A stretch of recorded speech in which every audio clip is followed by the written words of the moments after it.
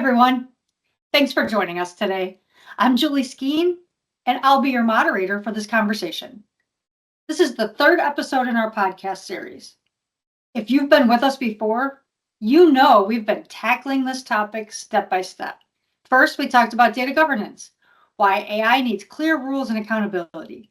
Then, we dug into data discovery and assessment, and how to really see and understand your data landscape. And now, we're moving on to data quality remediation, the fixes that keep small data flaws from turning into big AI failures. If you missed those earlier podcasts, don't worry, you can catch them on demand, and the links are in your resources section. And if you have any questions during our discussion, please place them in the chat, and we'll be happy to get back with you. Now, let's set the stage for today's conversation. Here's the thing. We know everyone is in a rush to put AI in place right now. But if your data isn't in good shape, AI is just going to make a big problem even bigger. Think of it like building a house. If the foundation's cracked, you can still put up walls and a roof, but sooner or later, those cracks spread, and fixing them after the fact, difficult and expensive. The same goes for AI. That's what we're digging into today. What happens when flawed data drives AI? Why fixing those flaws up front matter more than ever, and what organizations are doing to keep up with fast-moving trends, and how sometimes they're even using AI to improve their data for AI. I'm really excited now to be joined by two people who bring deep expertise to this conversation. First, we have Jeff Brown, Senior Director of Product Management here at Precisely. Jeff's focused on quality and how customers are embedding it directly into data pipelines.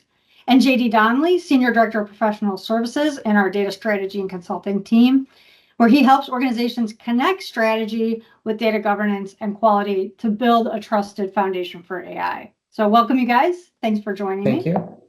Thank you for having us. Yeah. All right. And with that, we're just going to jump right into this conversation. So first question I'm going to throw over to you, JD, to start us out. Okay. So what do you see as the risks of broadening the use of AI without first making sure that you've resolved your data quality problems? Okay. Yeah. Great question, Julie. I would say is when you expand AI without trust, you're just amplifying the risk. Even with AI, the saying remains the same: garbage in, garbage out. So yes, AI will provide you an answer, but you kind of need to ask yourself, will the people within my organization question the results if they seem a little incorrect, or will everyone just trust the outputs? And I would say is if it's the later and people are not asking themselves, do I trust that answer? The black box nature of AI and the common acceptance of the results of AI just provides a recipe for data trust and data integrity governance nightmares for your organization. Yeah, I totally agree. If you're not looking at fixing data and you're also looking at expanding AI, it just spreads, right? So it spreads to confusion. So once the bad data is out of the box, right, and it's starting to fuel the model, it's really hard to tell then if it's model or the data that's giving you bad results even. And so once you're trying to then target the fix, if it's the bad data and it's after the fact, it's really hard to fix it, right? So it's almost like when I look at AI models as recipes, right? Mm-hmm. It's really just a bunch of algorithms and a bunch of ingredients that are coming together. And if you have, let's say, a rotten tomato, if you're making spaghetti sauce or gravy, that you would want to have the best ingredients, right? And so once you've made the meal, it's much harder to take the bad stuff out, right? It's in the mix. So the same goes with data and AI models. Once it's in there, you actually don't know where it goes and what decisions are being based on it. So it's before it gets into the model, you really want to have a consistent approach to being able to fix the data prior to going in. Because after it's in, who knows what decisions are being made out of it. Yeah, you actually bring up an interesting point is, I don't know if you knew this, but when Google initially launched Gemini, there was an issue of they asked it a question about how to make your spaghetti sauce better. Oh, And- goodness. And they had accidentally they had trained it on Reddit data, and Mhm. somebody had put in there is that I always add Elmer's glue, and so it provided the I answer remember that. back of include Elmer's glue to thicken up your Yeah. spaghetti sauce, and so then they had to Yeah. do the deep dive and they had to figure out that we probably shouldn't give it Yeah. Reddit posts as a training set, and Yeah. they pulled Gemini to Yeah. kind of cleanse its palate of the Elmer glue responses to Right. to feed it back to the public. Even if it's Alfredo sauce, it's still not Yeah. good, right? Yeah, still, yeah, you just want Still not to, good. Not good. yeah, Yes. yeah, paste, perfect, but the Elmer's glue, the liquid, it's just, Yes, exactly.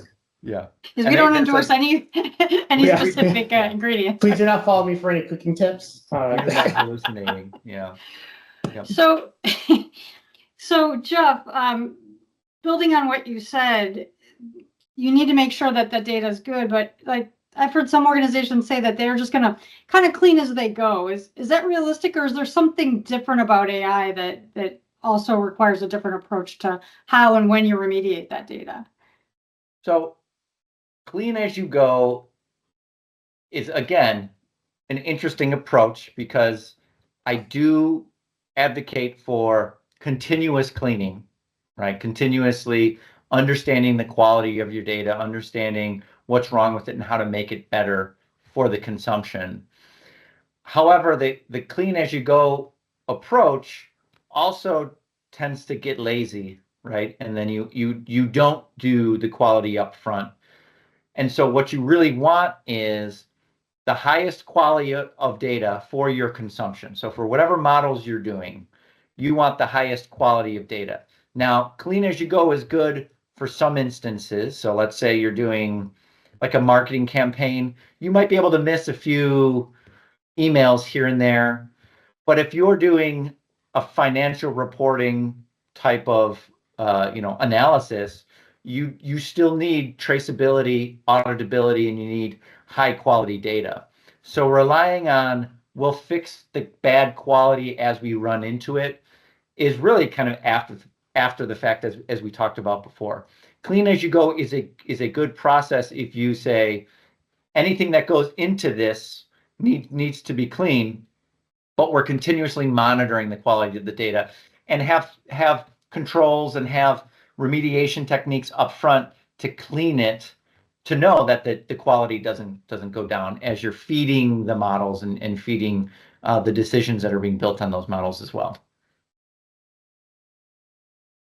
Yeah, I would say I completely agree. And there's always going to be the push to just, I don't care what the data is, just let me throw it in and Exactly. play with it, right? Because I Yeah. don't even know the Yeah. answer right now. But as you kind of stated, is that depending upon what it is that you're looking to do, if I'm doing a financial analysis and I'm trying to accelerate my blue book analysis for a acquisition or a merger, or I'm trying to figure out where I can increase my working capital or my IRR, you want that clean, solid data in a consistent format so that those formulas and those outputs are correct. There's always going to be winners and losers for the organizations that harness that AI.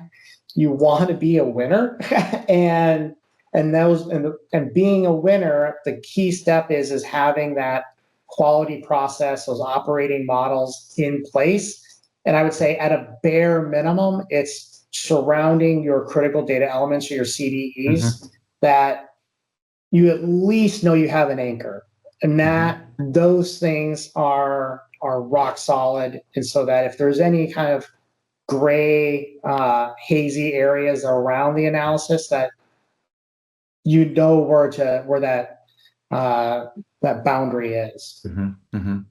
Yeah, JD, I wanted to just drill into that a little bit. Sorry, Jeff. I just wanted to see, does that mean every piece of data is not necessarily the same? We're not necessarily supposed to just stop and clean every piece of data in our. Yeah. Right. you're not boiling the ocean for all data that you create. I've when engaging with customers that are specifically within the manufacturing space, one of the questions I'll pose them is, what's the product that you manufacture the most? What's the one thing that's your largest thing that you manufacture? And they list off a number of their goods. And it's like, the data that you produce far exceeds the amount of washers that you make or anything else. And you've put all your quality controls and your rigors around those things that you're out selling, but you're not putting the same level of quality controls around the data that drives the things that you're selling. But we look at it as your critical data elements should fall or evaluated across kind of three big buckets. It doesn't have an operational or efficiency impact. Do I have a financial or regulatory impact to it? Or does it have a analytical and reporting impact?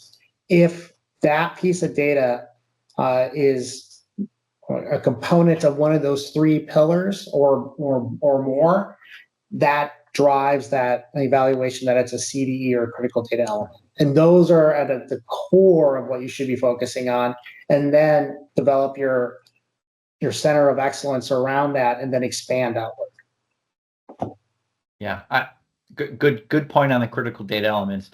You shouldn't boil the ocean. So when you're getting back to clean as you go, the question really is, what should I be cleaning, right? You shouldn't be cleaning everything. You should be cleaning those critical data elements that align with those three pillars, that align with, corporate enterprise goals, right? That type of thing. And cut out the noise, cut out the rest of them, and just focus on those. And that really helps organizations focus on what's important and just say, okay, what is this number-driven fund? What's your corporate goal? What's that number? What's the metric? How is that derived and how is that decided? And then kind of go down from there. And customers find that they do align with those critical pillars that you mentioned as well, the three pillars. Yeah, we're constantly asked as to, okay, where do you start? And I typically say jokingly, I usually say let's look at the reports that define or track your bonuses, but and then run my data quality down from there.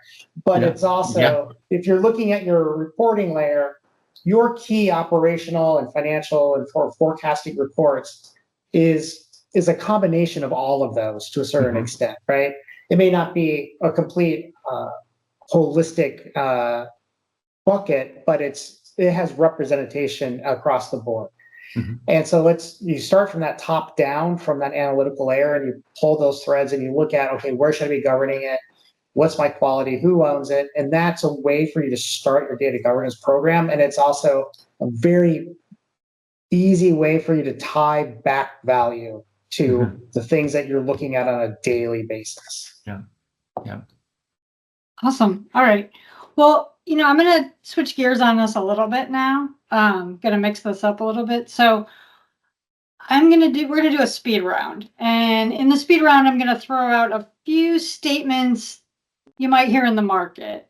And what I want you to do is tell me, do you think that this statement is a fact or is fiction? And then just one sentence about why to justify your response. All right. So we'll kind of go back and forth. We're going to start with Jeff. So Jeff, one-time cleanup before launch is enough to keep AI safe. Fiction.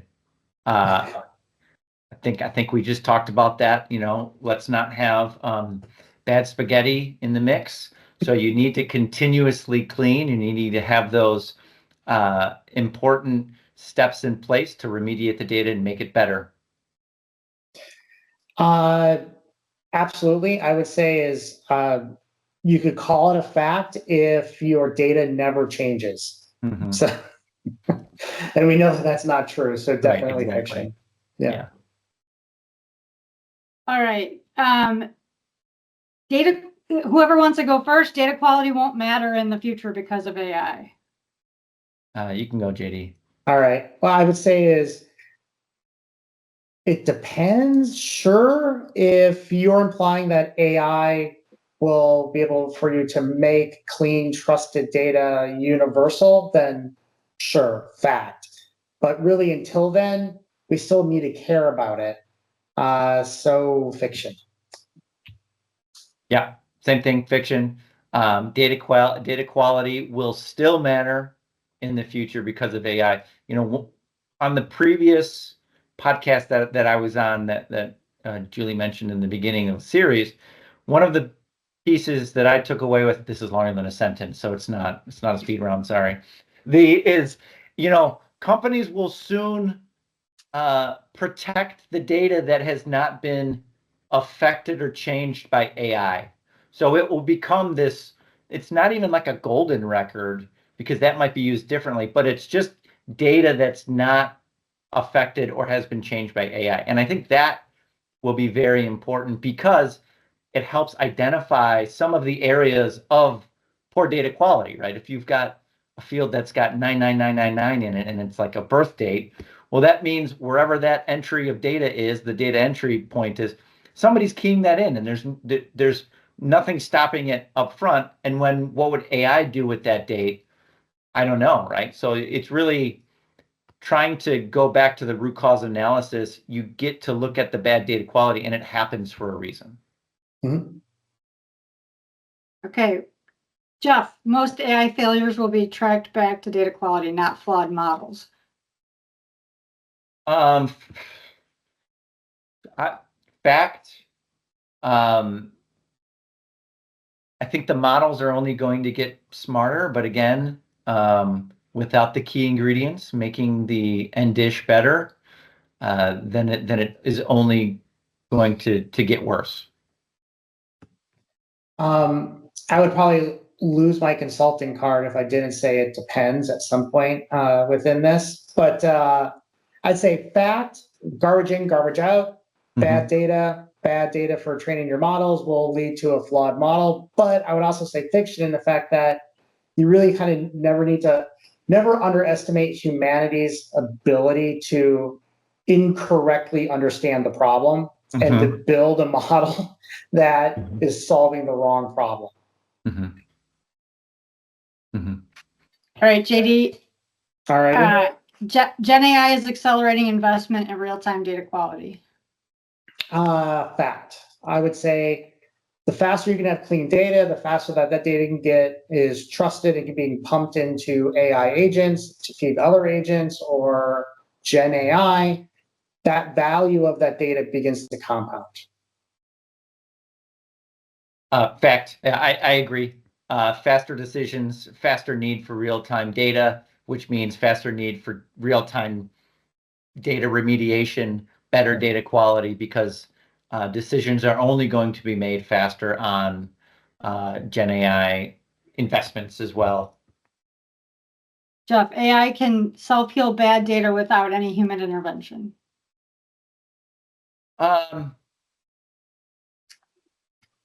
Fact. I mean, self-heal is also interesting. Going back to that example, 999 pressed into an age.